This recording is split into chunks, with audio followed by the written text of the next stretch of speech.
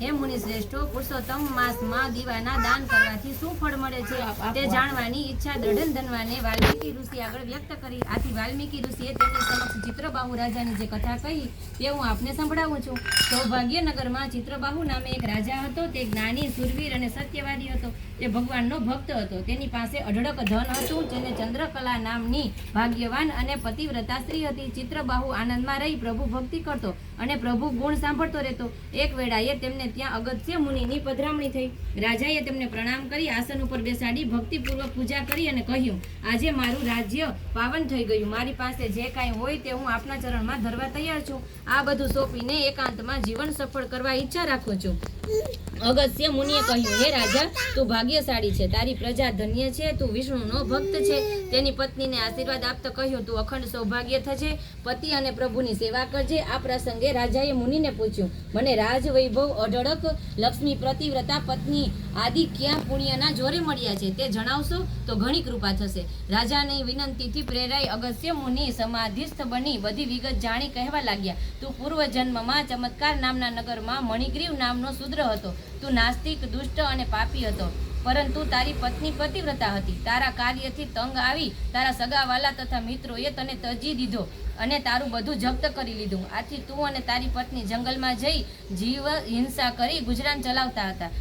એકવાર ઉગ્રદેવ મુનિ રસ્તો ભૂલી ગયા, જંગલમાં અટવાઈ પડ્યા. તેમને સખત તરસ લાગતા તે બેભાન બની ધરતી ઉપર ઢળી પડ્યા. એટલામાં તું ત્યાં આવી પહોંચ્યો અને દયાથી પ્રેરાઈ તું મુનિને પોતાના ઘેર લાવ્યો. તે અને તારી પત્નીએ ઉગ્રદેવ મુનિને સારી રીતે સાર સંભાળ લીધી. આથી મુનિ તારા ઉપર પ્રસન્ન થયા. મુનિએ જણાવ્યું, હે ભાગ્યશાળી શૂદ્ર, મારે પ્રયાગ તરફ જવાનું હતું, પરંતુ રસ્તો ભૂલી જતા હું આ બાજુ આવી ચડ્યો. સખત તાપને લીધે અને ચાલીને થાકી ગયો હતો. આ સમયે મને સખત તરસ લાગી અને આને લીધે હું બેભાન થઈ જંગલમાં પડ્યો. એવામાં હું તારી નજરે પડ્યો. તને મારી ઉપર દયા આવવાથી મારી સારવાર કરી મને શુદ્ધિમાં લાવ્યો. આમ તે મને જીવનદાન આપ્યું છે. બોલ, હું તને આનો બદલો કેવી રીતે આપું? માટે હું કહું છું કે તારે જે જોઈતું હોય તે મારી પાસે માંગ. ઉપરાંત તે આ જંગલમાં કેમ વાસ કર્યો છે અને તારે શું દુઃખ છે, તું બધું મને જણાવ. આથી મણિગ્રીવે પોતાનું જીવન વૃત્તાંત ઉગ્રદેવ મુનિને જણાવ્યું. શ્રી બૃહન નારદીય પુરાણના પુરુષોત્તમ મહાત્માનો ચિત્રબાહુનું આખ્યાન નામનો 23મો અધ્યાય સંપૂર્ણ. હવે પુરુષોત્તમ માસની પાવન કથા વાંચીએ. ખાઉધરા દીકરાની કથા. એક ગામમાં ડોસી રહે. તેને એક દીકરો હતો. શરીરે સારો અને તંદુરસ્ત હતો, પણ કેટલાક સમયથી એ ખાવા બેસે ત્યારે 2-4 કોળિયા ખાઈને ઊભો થઈ જાય. ડોસી સમજે કે આ વસ્તુ તેને ભાવતી નહીં હોય. તેમ જાણી તે અવનવી વાનગીઓ બનાવતી, પણ પરિણામ શૂન્ય આવતું. કોઈ પણ વાનગી હોય પણ 2-4 કોળિયા ખાધા પછી દીકરો ભાણા પરથી ઊભો થઈ જતો. આથી ડોસી ચિંતા કરતી હતી કે દીકરો ખાધા પીધા વગર માંદો પડશે, શરીર બગડશે. મારે તો એકનો એક આધાર છે. દીકરાને વૈદ્યો પાસે લઈ ગઈ, સારવાર અને દવા દારૂ પણ કરી, કાંઈ ફેર ન પડ્યો. છેવટના આધાર કરીને તેણે પુરુષોત્તમ ભગવાનને ભજવા માંડ્યા અને પ્રાર્થના કરવા માંડી, હે પ્રભુ, મારો દીકરો રોજ ભૂખ્યો રહે છે, બરાબર જમતો નથી. તે બરાબર ખાતો થાય તેમ કરો, તેની ભૂખ ઉઘાડો ને. પ્રભુએ ડોસીની પ્રાર્થના સાંભળી અને ડોસીનો દીકરો ખાવા લાગ્યો. ખાવા તો લાગ્યો, પણ તે એટલું બધું ખાય કે જેટલું રાંધ્યું હોય ને તે ઓછું પડે. દીકરો ડોસી પાસે વાર ખાવા માંગે. પુષ્કળ ખાવા છતાં પણ તેનું પેટ ભરાતું નથી. ડોસી વિચારે કે હું કેટલું રાંધું તો તેનું પેટ ભરાય. હવે દીકરો ને બદલે ડોસીને ભૂખ્યા રહેવું પડતું. ડોસીના કોઠીના દાણા ખૂટ્યા, ઘરમાંથી વસ્તુઓ ખૂટવા માંડી, ખર્ચ વધતો ગયો.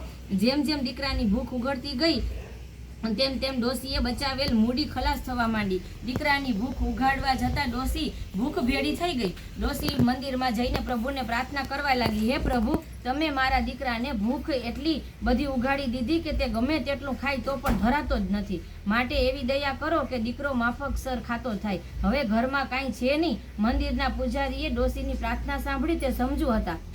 તેણે ડોસીને સલાહ આપી, ડોસીમાં, કાલથી પુરુષોત્તમ માસ શરૂ થાય છે. તમે તો વ્રત કરો છો, પણ તમે તમારા દીકરાને ભગવાન પુરુષોત્તમનું વ્રત કરવા દબાણ કરો. બંને દરરોજ એકટાણું કરજો. ભગવાન દયાળુ છે, તે તમારું દુઃખ દૂર કરશે.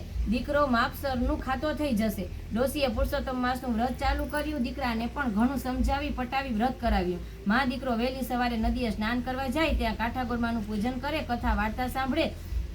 આમ છતાં દીકરાની જળ બુદ્ધિમાં ચેતન આવતું થયું. તેને સારા ખોટાનું ભાન થવા લાગ્યું અને ખોરાક પણ માપસરનો થઈ ગયો. આથી ડોશીને અનહદ આનંદ થયો. વ્રત પૂર્ણ થતાં ડોશીએ ઉજવણું કર્યું, બ્રાહ્મણોને જમાડ્યા, તેમને દક્ષિણા આપી. પુરુષોત્તમ તણા વ્રતનો મહિમા અપરંપાર, શોક સંતાપ દૂર રહે, સુખ મળે સંસાર. બોલો પુરુષોત્તમ ભગવાનની જય.